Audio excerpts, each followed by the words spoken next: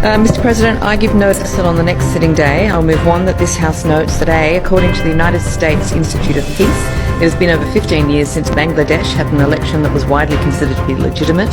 Sheikh Hasina, the sitting Prime Minister, has resided over 2 rigged and controversial elections in Bangladesh in 2014 and 2018, despite her constant rhetoric in favour of free and fair elections.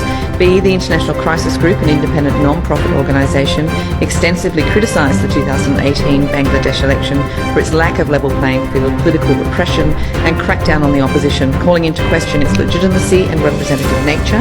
Amnesty International, a leading human rights organisation, expressed serious concerns about the excessive use of force by security forces, arbitrary arrests and allegations of torture during the 2018 election period. And C, the imprisonment of the leadership of the Bangladesh Nationalist Party, the nation's opposition party, just 2 months before the scheduled election, crushes any semblance of a fair and participatory election in Bangladesh. In the last 3 weeks alone, over 10,000 pro-democracy activists have been unjustly jailed.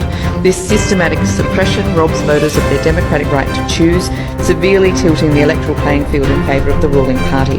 2, that this House calls on the Australian Government to A, appeal to the Bangladeshi Government to accept independent oversight by the United Nations or other reputable organisations of the upcoming national election. Such oversight is vital to ensure a fair and free electoral process devoid of unlawful practices and interference.